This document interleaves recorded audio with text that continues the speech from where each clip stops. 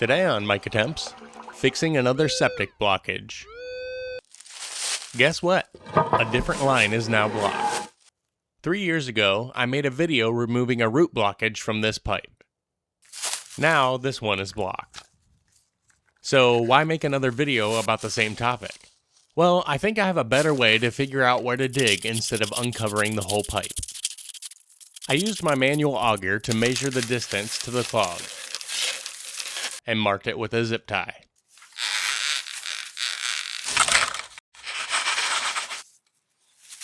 Yep, it's definitely roots. This time it's about 26 feet down the pipe. When the lift pump kicks on, the pipe on the right backflows into the distribution box.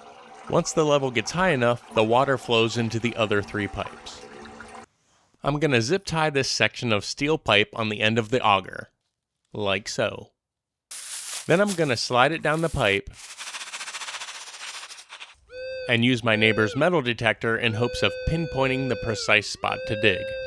This is my first time using a metal detector, so I spent some time trying to figure out the sounds and the display details. Once I thought I had it figured out, this seemed like the spot. I figured the connection was a little further down the pipe, so I decided to dig here. It should only be 12 to 18 inches below the surface, so I quickly realized I was off track somehow.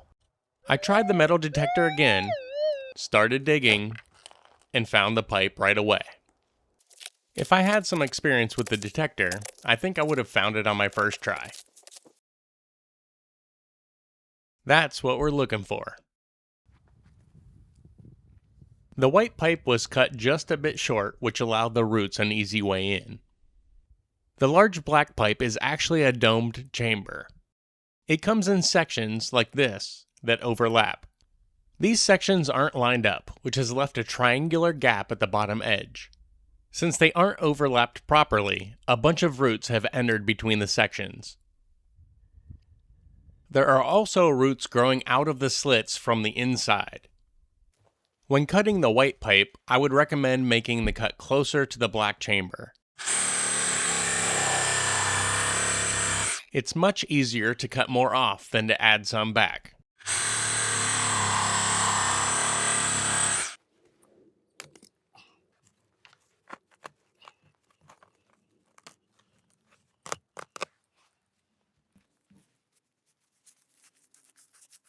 Packed solid. Alright, you ready? Which is better? Have you guys ever seen that movie, The Ring?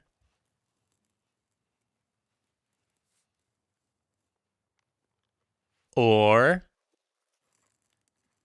looks like one of Ariana Grande's old ponytails.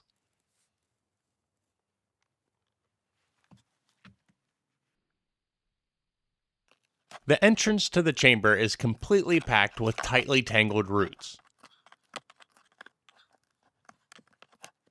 This is much worse than the other blockage I cleared a few years ago on one of the other pipes.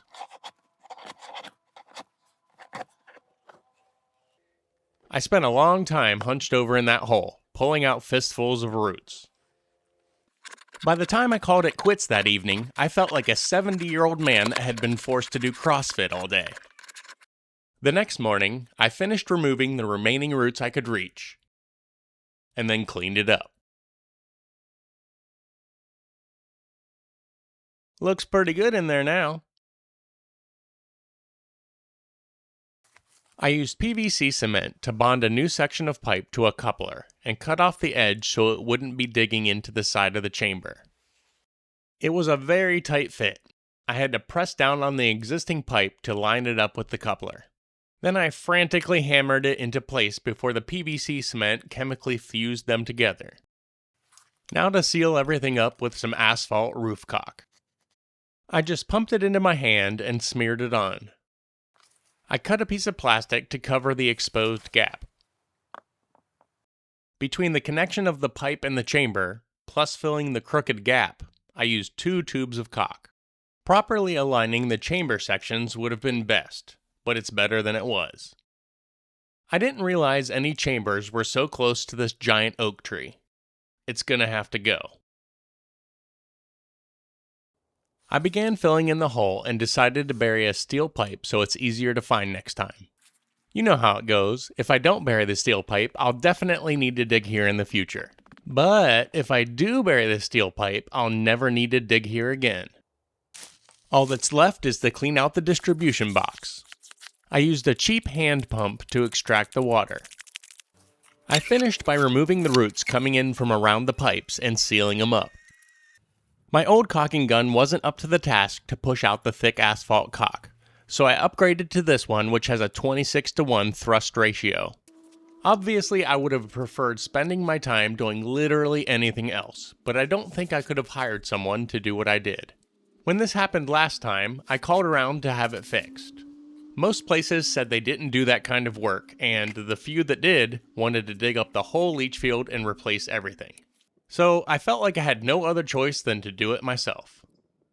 Feel free to rate this video, add your comments and questions below, and subscribe for more.